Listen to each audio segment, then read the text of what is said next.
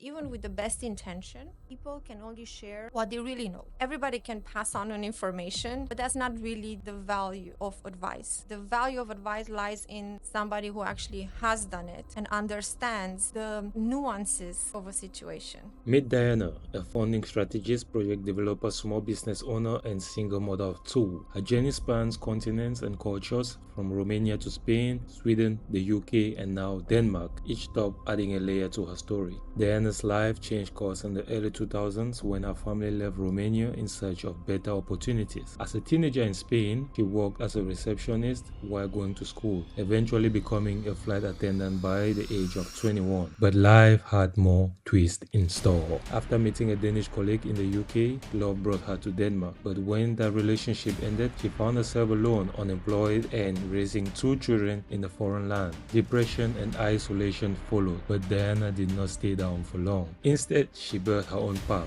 launching a food blog, opening a cake shop, and enrolling at Copenhagen Business School.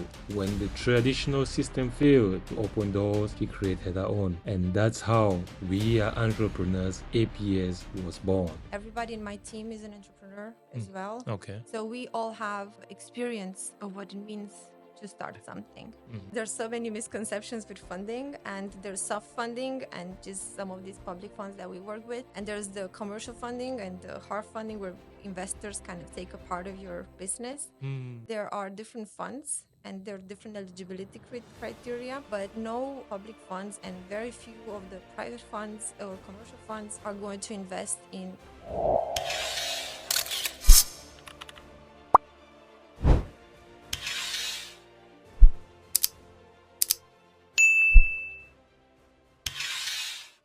Welcome to the Chit Chat Show, ladies and gentlemen.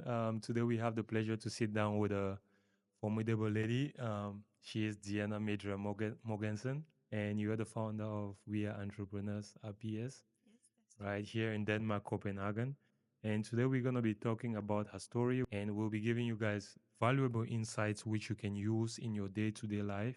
We want to talk about funding. We want to talk about financial literacy. We want to talk about starting off in a different country as an entrepreneur. You know, Diana has a good story from Romania to Denmark. So Diana, welcome to the show. Thank you. Thank you for having me. It's a pleasure. How are you doing? I'm doing great. It's a beautiful spring morning in Copenhagen, and Yeah. you know how amazing that feels when the sun is out. Yeah. Great. How's life going for you these days? It's been good. Busy. This year has started with a lot of energy. So we're trying to harness that because last year it was a year of changes and survival. So this year we're actually very excited about what's coming. I see. Um, Guys, it's such a pleasure to have Diana here. And Diana, like I said earlier before the show started, we just like to get into your story, if you do not mind. By the way, are you happy so far with life? Yeah. Yeah, Yes, good. I How's your am. mental health? Awesome.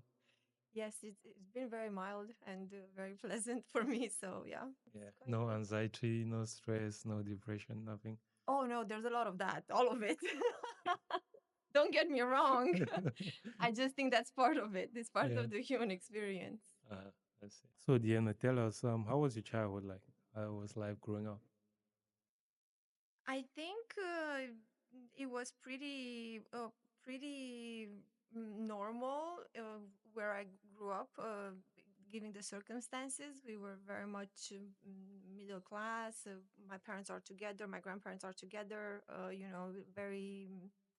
We weren't really missing anything from the inside. I always felt a little bit different. Yeah. I always had this experience of being a little bit of the outsider. I was always, more quiet as well, and just minding my own business, doing my own thing. So you proceed from childhood, you go to school, you go to college, or what was the direction like? Did you do like a formation or something? I did quite a few of those. Yeah. Actually, it wasn't a linear path for me. My childhood was also marked by many different changes. My parents migrated to Spain Okay. when I was still a child, and me and my sister were left with our grandparents, which was again it sounds different, but it was the norm for a lot of Romanian children back then because a lot of Romanian parents migrated Oh, for work. yeah. Yeah. So a lot of us were Why? raised Why? by kids. Just a quick second. Why did they migrate? Well, my mom had traveled to Italy and worked periods of times in Italy while I was very small. And I think she got a taste for the life outside of Romania. And when the opportunity came for her to take a job in Spain, she took it. And a year later, or a few years, no, can't remember. My dad joined her as well. Okay. So I thought it was like a general phenomenon where many Romanians are going out of the country. It was back then, yeah. Yeah. Yes. Around what period was that? Early 2000. Early 2000. Yeah. So a lot of Romanians migrated to different countries for work mainly, or Yeah. So there was a call. There was an open call for outside labor yeah, for yeah. both Italy and Spain and maybe other countries as well back then. I'm not that informed. Many families were going through this, that the parents, at least one of the parents, was abroad working. Okay. So your parents migrated to Spain. Yeah. What happened next? And then I was with my grandparents and my sister for a few years. And after a period of discussing when would be the right moment for the family to get together again, we decided at some point that we would also move to Spain. And then I continued my schooling there, both me and my sister. So we went from ending school year in Romania to starting a school year in Spain. So it was a very quick transition like that. Yeah. Around what age was that? Around 16. 16? Wow. So you had not yet finished high school even. No, no, no. I Yeah. finished it in Spain. You finished your high school in Yeah. Spain, and that's where you had your advanced level, and you proceeded to university in Exactly. Spain. Yeah. Yes. So you learned the language too in Spain. I mean, you had to, right? Yeah, yeah. Yeah, I think How was this movement, like 16-year-old in Spain, learning, because I know it's not easy. I don't think it's easy. I Yeah. don't think anything in life is. Um, I see it as a great experience. For me, it was, I felt like home straight away. Okay. So I wasn't suffering the change per se. I Yeah, really yeah. felt identified with the culture. Yeah. I made friends very quickly. Okay. I learned the language and integrated very deeply, very fast. And I'm saying that because it is not the case for everybody. I assimilated the culture right away. Yeah. So it was definitely the right move for me. All right, all right. That's amazing. So, you finished school in Spain, Yes. proceeded to university, Yes. or what was the next step? Yes. So uh, in Spain, I was also working, doing different jobs, and I started university, and then I continue working in aviation, in different positions as a receptionist for one of the airlines first, and then I moved on to being the secretary of one of the directors in another airline, and then continued my studies in the meantime. And when I turned 21, which is the legal age in Spain to be a flight attendant, I went and did a course to be a flight attendant Wow. and started flying. Yeah. Amazing. How is life on a plane as a flight attendant? Well, it can be very different. Yeah. I was very lucky to start in a regular airline in Spain, which was uh, which still had a lot of the great benefits that came with aviation once. So we were still treated very nicely, and it was seen as something respectable. That was before low cost airlines came along. I'm talking about a long time ago. Yeah. So I really enjoyed that phase, and then because the flying, it's not It's not a regular job, but the way contracts are done in Spain, or at least they were done in Spain back then, you had to stay inside of the company a period of time and then outside of the company another period of time and so on. So in the meantime, you would find another airline to fly with. So you would just rotate between different airlines. Yeah. And in one of these rotations, I started working in a charter company, which the experience was completely different. Yeah. So we would know where we left, when we left, but we never knew when we would come back or what would happen in between. So that was completely chaos and very different to what I was used So to. you were going from one country to the next, to the next, to the next. Exactly, I see. exactly. Yeah. Oh, I have so many stories, but it was, I was young and it was a great adventure. I didn't have any responsibilities. So, I mean, I was okay with that. Yeah. And how was your studies being affected during this time when you had to charter different planes going from country to country with work? I saw everything as an adventure. I mean, Yeah. that was what I wanted to do in Yeah. that time. Yeah. So I did it. And of course there was a lot of complaining, and because that's how it is. You complain about your schedule and you complain about, you don't know where you come home, but we also had a lot of fun. Yeah. And life was easy back then. I think we were complaining because there was nothing else to complain about, right? There was not really problems, so we were kind of Mm. picking on something. But did you like make it with school? Did you like finally graduate from your course? What course were you studying, by the way? Oh, I jumped between different courses because Yeah. I changed my mind a lot. Yeah. So I started with studying English philology, then I studied tourism, then I studied art history. Yeah. So I did like different bits and pieces, and I didn't finalize it per se Okay. because I didn't take my last exams. But Yeah. So you dropped out of college. yeah, you can say that. And Yeah. started working. Did you get like a formation, apprenticeship, something like that? Well, I mean, I was doing this for a few years. I was What? flying. Okay. Yeah. So that was the main thing that was paying the bills, Yes. and that's what you were interested in. So you were like, "Fuck school, I'm not interested anymore." Yeah. Well, and it wasn't. It yeah. So it wasn't the interest part. It Yeah. was because I was never back home. Ah. Like, so it was. And I tried to make it work. Then I started studying like long distance, like from correspondence courses, so I can keep up with it. Mhm. But in the end, yeah, it all stopped because the company we were working for back then, I moved to the UK for a few months and then to Sweden. And then I was based in Sweden for 1.5 years. Okay. And then the company went bankrupt. Oh. So The airline company. yeah, the airline company went bankrupt, and we were based in Sweden. Yeah. So it wasn't that I decidedly dropped off and said no, I don't want to continue my studies. It was just like a lot of different Yeah. circumstances adding up to that. Yeah. So But also, I think like when you're so busy traveling and experiencing life and also making money at the same time, you start questioning yourself like, what is the purpose of school, right?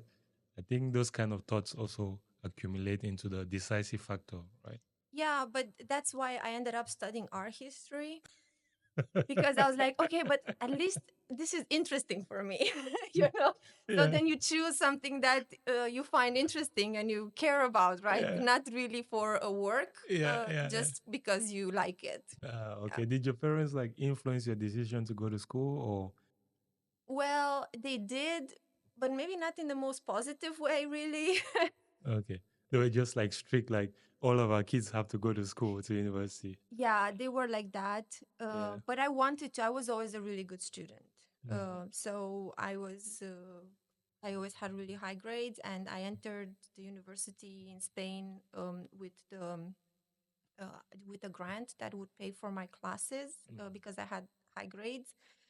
But my parents didn't let me go and study what I wanted to. So then I had to just choose something else that was available. So I think that's where also the motivation started to decline, because it wasn't my choice of education. It was kind of imposed. Yeah. So Let's see. So, flight aviation company has gone bankrupt, right? yeah. And you have to move to a different company, or what happens next? So by this point, I had met my, which is now my ex-husband, back then boyfriend, and In Sweden? You guys met in Sweden We or met in the UK. in the UK? Okay. Yeah. So we met in the UK, and coincidentally, he was flying for the same airline, and we were both based in Stockholm. Okay. And we stayed together. When the company went bankrupt, we wanted to continue our relationship and decided to explore what the next steps would be. Yeah. And this was 2010, I think, and Europe was going through this economic crisis. Spain was having a really hard time. Yeah.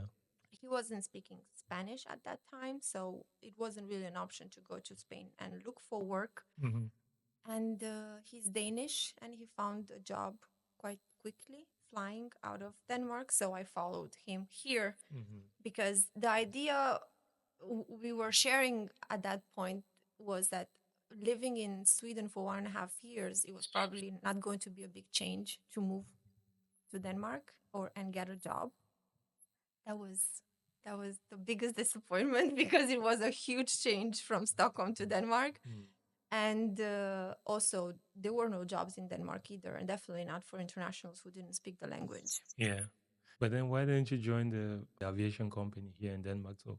Because So you you have can- to speak one of the Scandinavian languages, Yeah. and I didn't speak any back then. Is that a requirement if you have to join the aviation companies here? It was back then, yes. Okay. But now has the law changed? Now aviation has changed. Okay. So now there's a lot more. When I became a flight attendant, you had to have a license for it. So you had to be certified. You had to take a course. We had to do swimming lessons and rescue certifications and all sorts of things. Yeah. So it was a whole thing. Now some people that fly have that because it's mandatory because we flight attendants are there for safety, not so much for service. But these people are experienced and they're expensive to get licenses for the companies. So now what they do is that they combine these experienced people with service people, which don't have the certification, but they're there for the service. So what they created in order to save money is different kind of staff categories that they are, have different competencies, different qualifications to optimize the rotation of the staff. So I don't know. I know people who work as service staff that don't necessarily speak the language. But that wasn't the case. Yeah, because as a service staff, most of the times when we are on the planes, they always speak in English. So that's why I was asking this question. You don't need to know any extra language. You speak the universal language, which is English. Yes. As a service staff. But then maybe for the rescue and things like that, you need to speak the yeah, local if language. someone is dying, maybe they don't understand any other language except their own language, right? Exactly. Yeah. I get the point. So, moving forward, you with your husband here in Denmark, he's working. Yes. And you stay at home at the time, or? Yes. Okay. And then you guys get your first son, or what? No, at all. Marriage, kids, and everything came a lot later. First year here was very, very traumatic for many reasons, mostly because it was a huge change, and I felt like it was circumstantial, a lot of it. I know that it's not true, but it did feel like there were not a lot of choices. Like it wasn't really my choice. And my mindset back then also really supported this way of thinking, which kind of made me have a hard time. And he was, like you said, busy and flying and away a lot. And I was left on my own for a really long time. And that affected my mental health quite a lot. Yeah. But at the same time, in the middle of it, at some point, he asked me to marry him, and then we started planning the wedding. So I kind of got out of the The mind loneliness. cloud. Yeah. And then we started creating another mind cloud, which was, organizing a wedding. Yeah. So, wedding comes in, you're happy, you finally get something to clear your mind, and you're in a better frame of mind to start a family, right? And then the kids come into the picture here. The kids came later, actually. What happened right after we got married is that I was getting tired of waiting around for someone to hire me. I had never not been hired. I've been working since I was in high school, and I always found myself um, climbing the ladder and Achieving different things. Yeah. Yeah. achieving different things and always bettering Yeah. Improving myself stuff. and it was very puzzling for me why I wasn't able to even get in here in Denmark. Yeah. It And can be depressing, right? For 2 years, you're saying by this time it's already like 2 years. no, 1 year. So this is we're still talking about the first year because it's the first year that I came and I started applying and while preparing the wedding as well. Okay. And while all this was happening, I just started getting very impatient and because everything kind of happened at the same time. I started a food blog Okay. while I was applying for jobs and planning the wedding and so on because there's still a lot of time. I mean, you also have small kids and maybe you don't remember yet, but there's a lot of time before you have kids. Like there's a lot of time in the day, right, when you don't have responsibilities. Yeah. And back then I didn't had any because of the circumstances, so I had time to create a food blog. Okay. And it grew. It grew a lot, and then my friends started asking me to make cakes for them when they were having parties and doing these things. And we started playing around with the idea of maybe opening a business, like having actually a business. Yeah. But I didn't know anything about it, about having a business. I don't come from a business people family. I don't actually, culturally as well, having your business is not really considered very good. It's not really for good people. Like you have to maybe be a little bit sneaky in order to have your own business. Yeah. Is that the mindset you guys have back in Romania? That's the when you're mindset that growing I up? remember. I don't know Okay. if that's the mindset that we have in Romania, but I remember associating with that and thinking Okay. I am not like that. I would never Yeah. be able to, right? Yeah. Yeah. Like you were supposed to have something that I didn't really see in myself. Okay. But I had friends that said, well, maybe you can learn. And I took a course at the Copenhagen Kommune.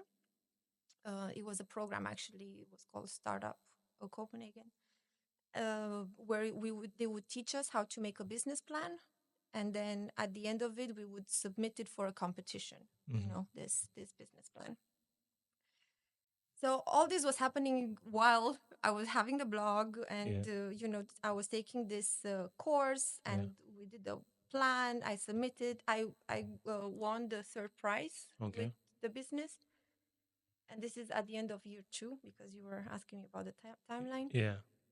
So in that year 2, a lot has happened. We found a commercial kitchen we could use. We set up the website. We started, selling cakes. Amazing. Yeah. And doing this competition and learning more about business. So slowly getting some customers. It was very organic, very, very slow. Yeah. And that's what we've done for in total of 4 years. Yeah. And in the food and gastronomy sector.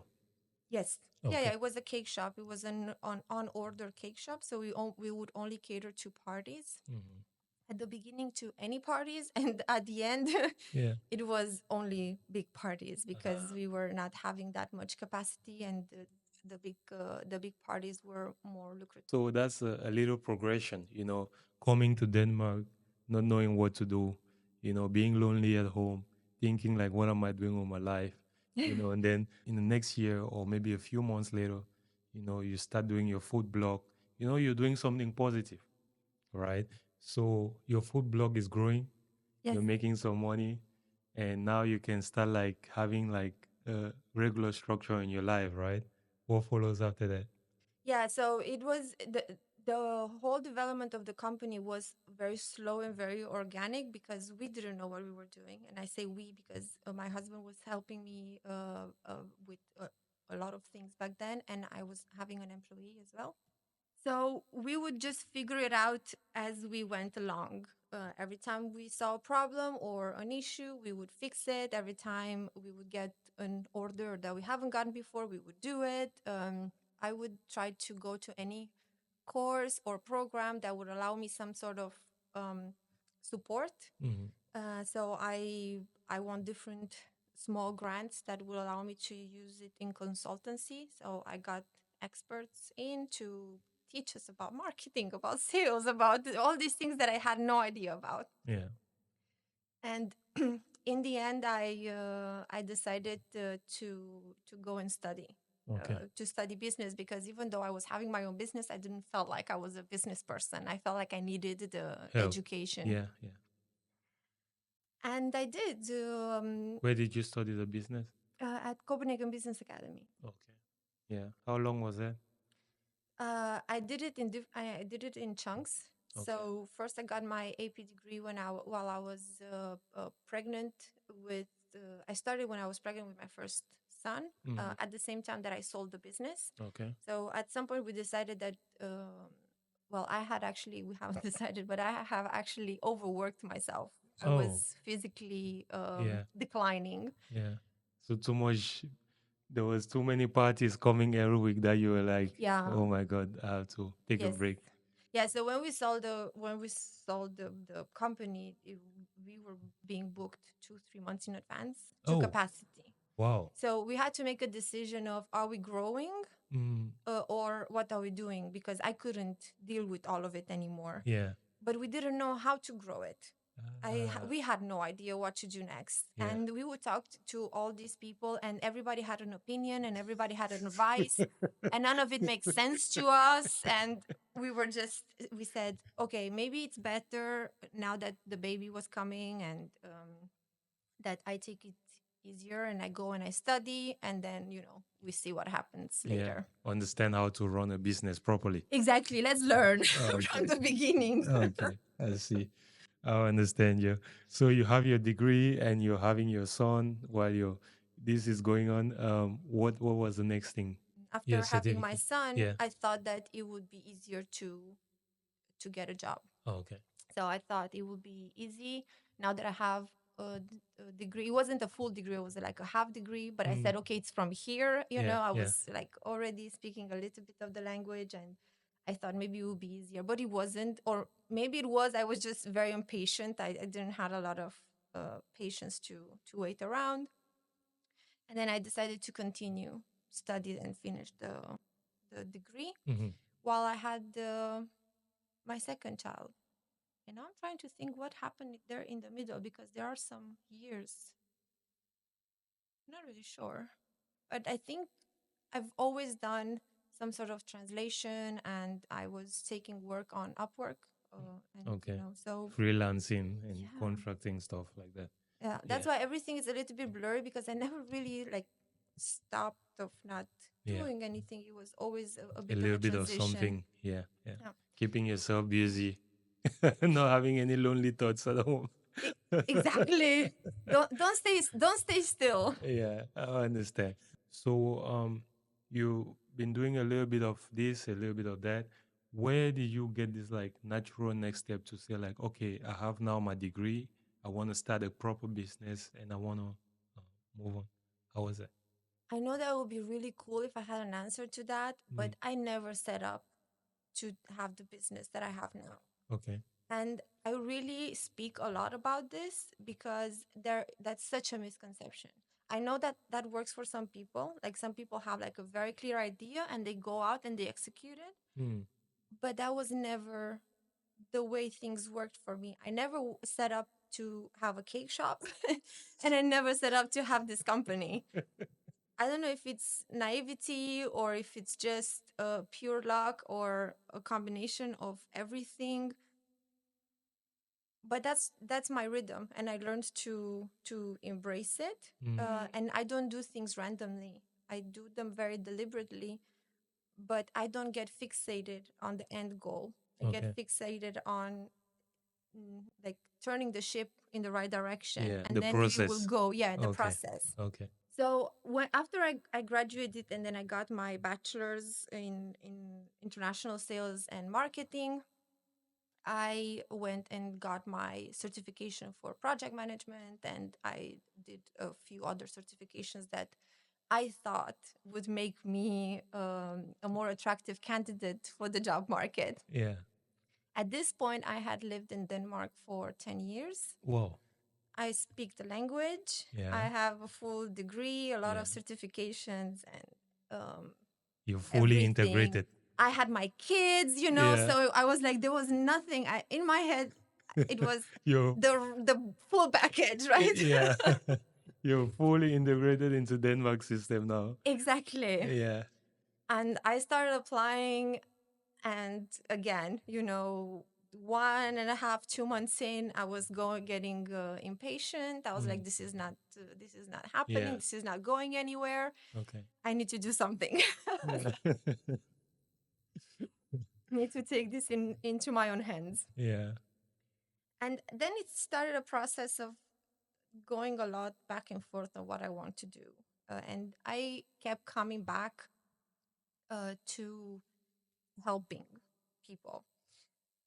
And the reason why is because my life has changed with my relationship with my ex-husband and with the opportunities that this country has offered me. Mhm. The approach to education, not from a degree perspective, but from an alignment perspective, like do something, like you said, to contribute. People here keep busy, but not because they're trying to run away from something, but because they have genuine interests that they pursue. Mhm. I was just so fascinated by this approach in life, not the approach of just hanging out or, spending time, but the intention of creating something that Yeah. you want to enjoy for yourself. Okay. So that was just so fascinating for me. And the fact that I know that I have this journey, and when I talk about it, some people think like, oh my God, that's amazing, you did all that. But I had the opportunity to do it. I think it's so important. I'm not saying this, I know the privilege that I had. What were some of your privileges? I was allowed to. I was not, pushed to get a job, right? So my ex-husband said, well, we will make it work. We're a family unit, and, we're going to make it work. And, this is your opportunity to grow and develop yourself. And then, you go and do it. Mm-hmm. So he financed Yeah. the project. Okay. Yeah. Yes.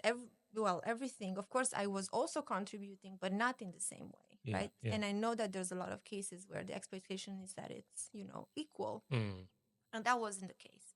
Yeah. And I also took as long as I needed to take, right? There was no time limit. There was not pressure. There was not taking it in this direction or that direction. So I know that that's not an opportunity that everybody can benefit from. Mm-hmm. And it's not lost on me. And I also feel that I had the experience of the expat from very young. Okay. So it wasn't new for me to start over.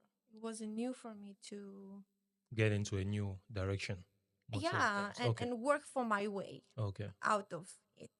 So I feel like I didn't have to deal with all the experiences at once that some people have to deal when they live their home country as an adult, right? And then they have all their support system at home, or they have to build something for themselves because they have to maintain themselves and maybe even their family back home. So there's a lot of barriers that I didn't have to pull.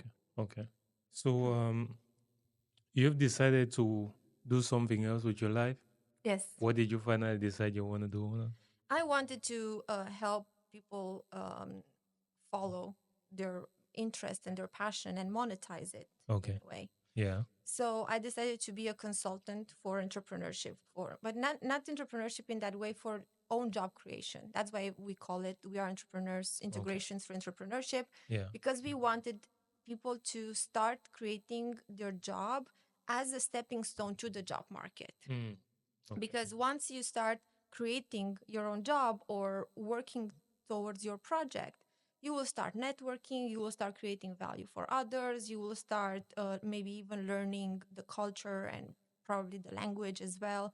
So a lot of the skills that you learn in entrepreneurship are transferable to the job market and the integration process. So I thought that I wanted to be somewhere in the middle there and bridge these two situations and offer value for people who need it. And that's where your business creation comes in now. Yes. Where you create the company, We Are Entrepreneurs. Yes. Okay.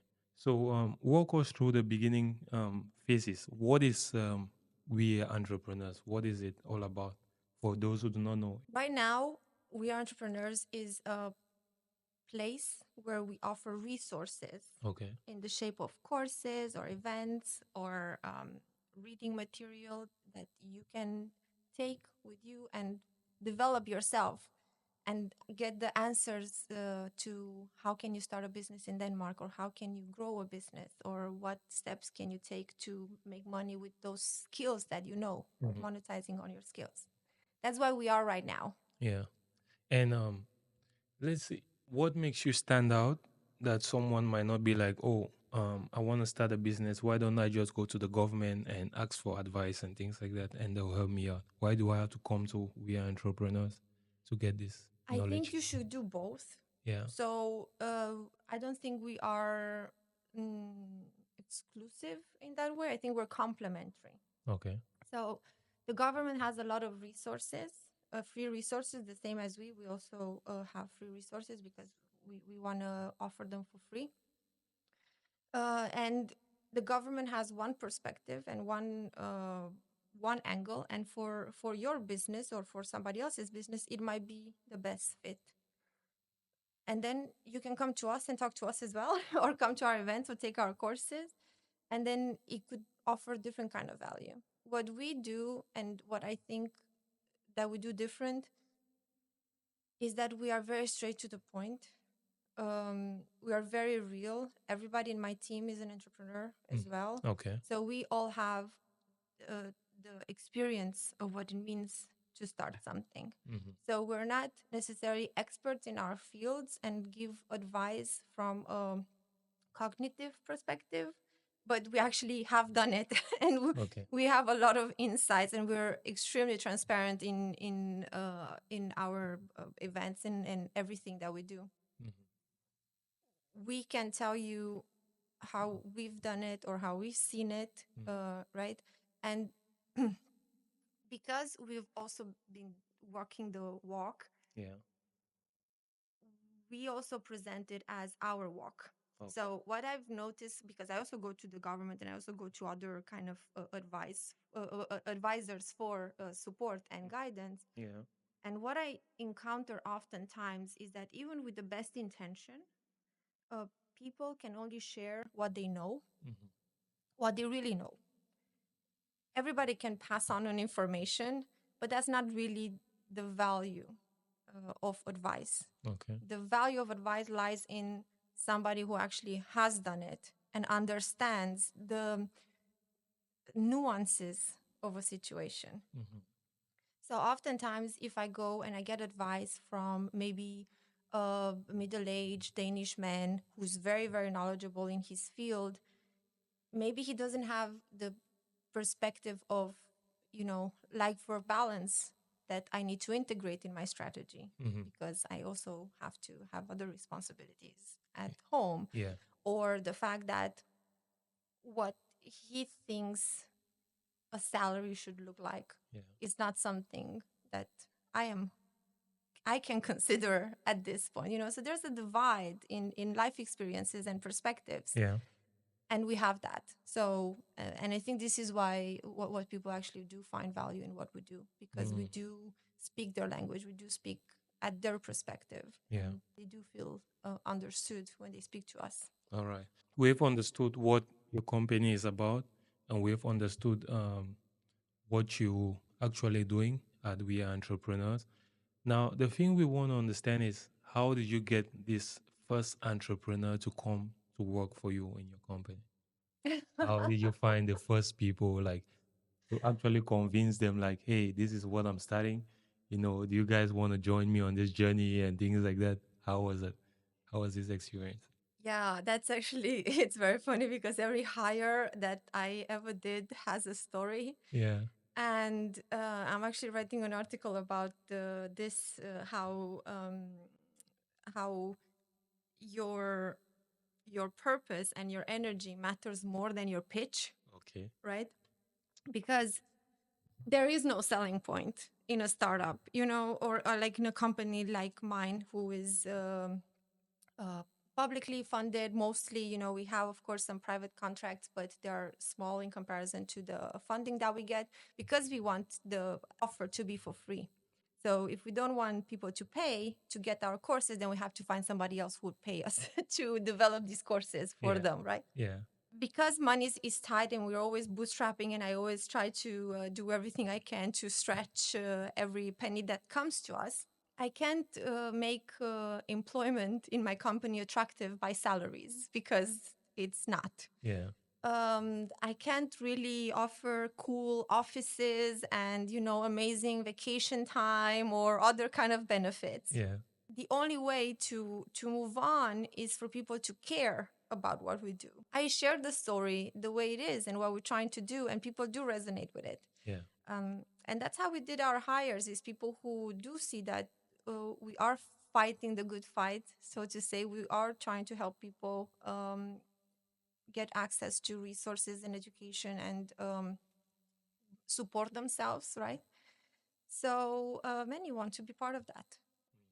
And I think the entrepreneurial spirit also plays a part, because you want to contribute, you want to see impact. So if you have this entrepreneurial spirit, it is a good place to work, because you see a lot of impact. So do you just like hire any kind of person who's like saying they want to be an entrepreneur, or you're specific to who you want to hire? Like if someone comes to you like, hey, I'm from Brazil, I want to be an entrepreneur and start investing into maybe studio lights. Yeah. Do you just like get them on the team, or No, what are the at criteria? all. No, it doesn't really work like that. And the hiring also happens out of a need. We don't, like I said, we don't have a lot of money, so we can't just hire because we like someone. So every hire, it was out of a need that I had, and an urgent need that I had in that particular moment. Okay. So, for example, my colleague Diana, that she's been with us for 2 years now. She's the longest standing employee. I met her at an event where she wanted to know more about funding schemes and how to apply for funding. And I was in a very, very busy period of applying for funding. So I gave her the 30 minutes meeting, but she wanted to know more. And in that moment, I just asked her, do you want to learn? Like, do you have time to do this? Yeah. Because I can get you to write an application and then you will learn, right? And then Okay. I will guide you, of course, and then we can talk afterwards. And she was completely up for it. I threw her with the wolves in the application ring. And at the end of I don't know, I think it was 4 weeks, 3 weeks period, when everything was submitted, I asked her, so what do you think? Do you want to do this? Because it's very, very intense. Yeah. So in that period, we were working a lot of hours. I obviously didn't tell her how intense it would be either, not because I didn't want to, is because I didn't really know if she would be able to keep up or if she would be interested. So I was ready for her to drop off at any point. In the time, yeah. And she didn't. She stick around and she really wanted more. She said, "This is amazing. I want to do this." And now she's been doing for a few years. She had projects approved. She's running her own projects. So it's it's really good. So from what I'm gathering, the most entrepreneurs, they don't stay at the company for too long. Do they like come to a company, work for a while, and then they move on to their own things? Or We didn't have a lot of turnover. We had another team member that I had to let go, but it was because in that moment the company couldn't afford her. So it wasn't because she wanted to leave or that I wanted her to leave. And then we ran just Diana and I for a while. until now we have another colleague, and he's been working in this line of work. He's been working with funding before, so, and we collaborated last year in a couple of activities. Okay. So I knew him, and when we got a project that we could finance his participation, so I hired him in the spot as well. So you've been talking about funding, but I wanna get it like in a chronological order. Okay. You see, so let's go to your services which you guys offer, because I know funding is one of them, right? But then we're trying to talk to people who would not know like what you guys are doing, trying to introduce you to the world. So you guys offer project development, right? You offer training, Yes. you offer what is that, funding, which we have just talked about, and you also offer consultancy. Yes. All right. So let's begin with project development. How does this work at your company? Yeah, so I think they're all combined together. And I Okay. think that's why, of course, we have to name them separately because they are separate activities, but they are linked to each other. Okay. So the type of funding that we work with is project based or activity based, which means that you need to create a project. You need to have a developed project that responds to the call of the fund and it's aligned with the call of the fund. And we can do that. So we can identify what kind of funding is suitable for certain activities and certain company types, sizes, and so on, and help them put it together, create a project, and then write the application, and also implementing the project later on. And we've been doing that. We've been doing that with some companies, especially in the past 2 years. And this is why we're talking about funding, consultancy, and project development. They all kind of Go together. are linked together. Yes. Okay. So let's say, for example, I want to join your company. So let's What say is the step-by-step process? So you have a multimedia company or like a podcast, and Okay. let's say that I Yeah. don't know, you want to teach politics to the young people coming, Yeah. or whatever, something that it's and I'm giving this example because the funds that we work with public funds, so they share these funds in order to achieve their agenda, right? So that's kind of how it works. There's a public agenda. Yeah. There's the the Private. no, there. So we're talking. Let's talk about the European Commission, for example. So Europe has an agenda, what they want to achieve in the next period. Okay. And then each of the funds, because there are different types, they're for creatives, they're for entrepreneurship, they're for innovation, they're for research. There's there are funds that cover different things. There are funds that they're only for universities, funds that are for all kinds of businesses and organizations, funds that are only for nonprofit. It's a whole categorization and of different opportunities. Wow. So you are a private company and you want to do a podcast that educates the people somehow, right? Yeah. So what you don't want to spend your own time and your own resources doing this. You want to get some support. So there are different organizations that you can apply to help you develop this. So for example, you can apply for your first season. And then you make a project plan for your first season, what you'll be talking about, and so on, who will be part of it.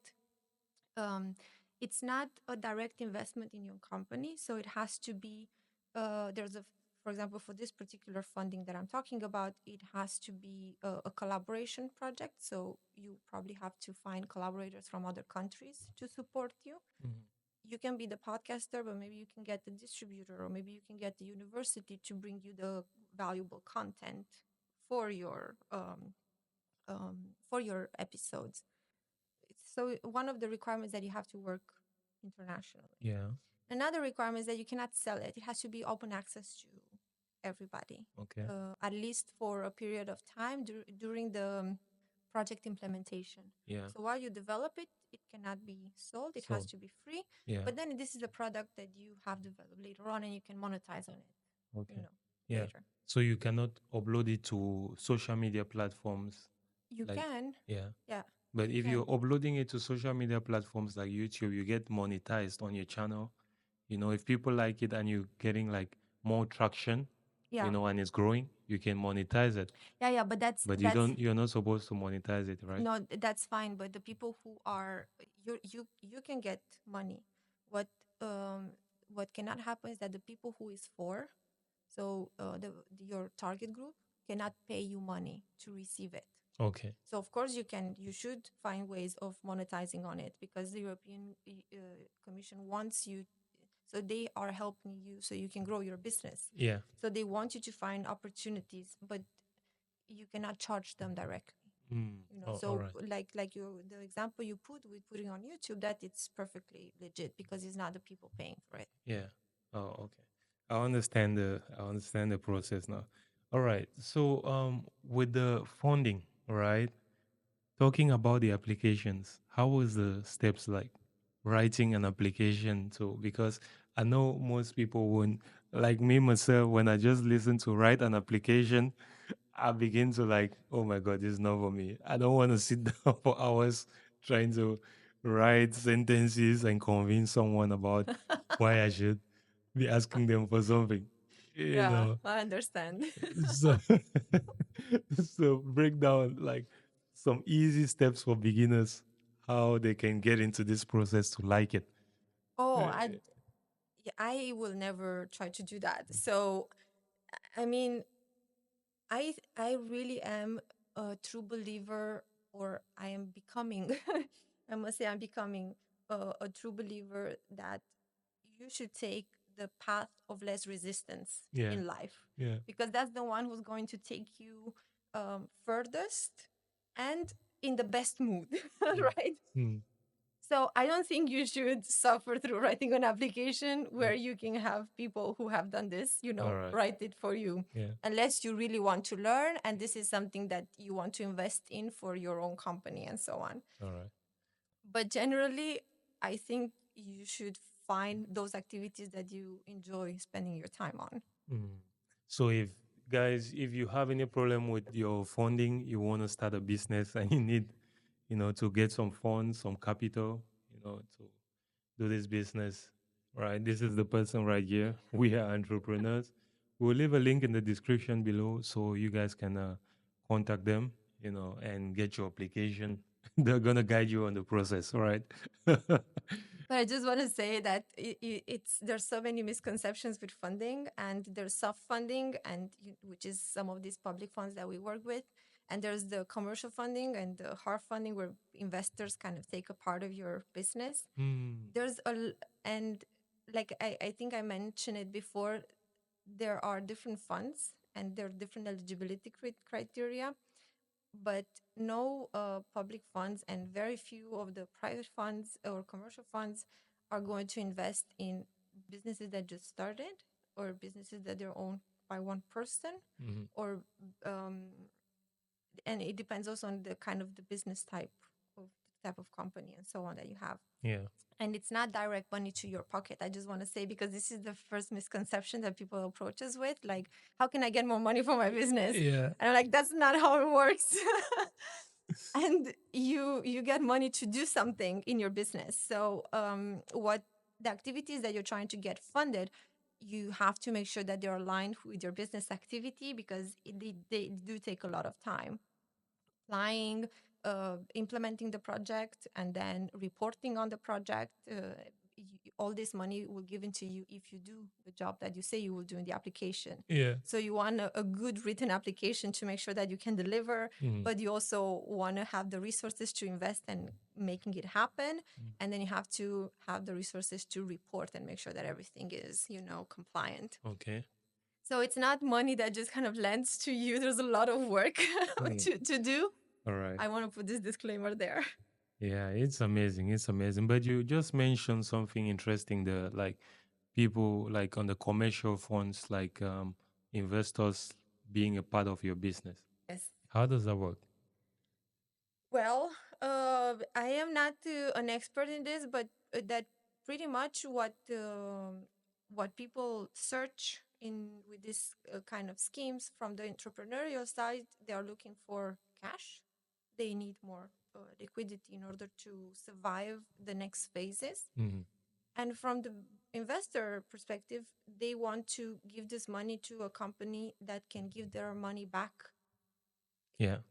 tripled or 10x, Yeah. in Yeah. a certain period of time. Mm-hmm. So they're very picky who they invest with. They have to see that this is very achievable, that their investment will come back to them. Yeah. So it's this commercial investment normally is reserved, so to say, for technology development. So any kind of tech, Yeah. Yeah. edtech, fintech, medtech, any kind of tech that is Yeah. or innovation in other areas, the green transition and digitalization and big projects are technologically innovative. Okay. Let's see.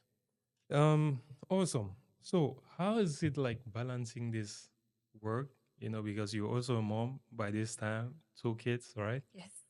And you're having a husband, Yes. right? How is it like balancing this work and family life? Well, I mean, for everybody that has a job and family, you know that there's no such thing as balance. There's just one moment at a time. I I don't think there's much to balance. I just think there's a lot of things to get done, so you just do them. Let's see. So, the big question is you said you're divorced, right? Yes. Yeah. So, where does your husband, because he has been supporting you this whole while with your whole entrepreneurial journey. So, where does the divide come in? Yeah, I mean, when you say support, I mean it was a joint, it was a family unit that we were both contributing to, also financially, um, but he was always earning more than I was, of course. And where does it come in? It comes in at some point at the end of 2023. Okay. After it wasn't a moment's decision, it was a long journey that got us there. And yeah, we just uh, went our separate ways, but the family unit still is a priority for both of us, so we are parenting very collaboratively, and we still do family activities together every week. And our kids are still small, so they really need us together in that way. So we are trying to have a good relationship for the family unit. All right. We're getting to the end of the show right now. Do you have anything on your mind which you'd like to share before we're closing? Well, I have a lot of things on my mind, but Tell us, tell us. Take your time. I no, I want to thank you for the opportunity. I think it's always a good opportunity to share, but also it's nice that you give the opportunities for others to learn or get inspired. And one thing that I say about inspiration is that it's nice and it can give you that oomph that you need to take maybe a next step and so on. Yeah. But having worked with so many entrepreneurs throughout the years, and I think entrepreneurs are amazing because they have this energy and this will, this drive to build something, right? So they are extremely creative, passionate, hardworking people. And sometimes they burn out because they're trying to replicate a model, or they're trying to do something that has been done before. But there's a lot of phrases through history that kind of come to say the same thing, that just start on a path that you don't know where it would lead, because that's the right path, right? Once you start going on someone else's path, um, you are more likely to burn out because it's not going to be your own. And it's hard to follow that advice because uncertainty is horrible. And you see so many people who have replicated models and have worked out for them. But I think, know yourself, and if you're able to replicate something or dedicate yourself something to replicate, then go for it. But if you don't feel like you have that energy, it's okay to take on a path that you don't know where it would lead. There you have it. It's been Diana, founder of We Are Entrepreneurs ApS here in Denmark, Copenhagen. Thank you so much for coming again. Thank you for having me. It's a pleasure. It was a lot of fun.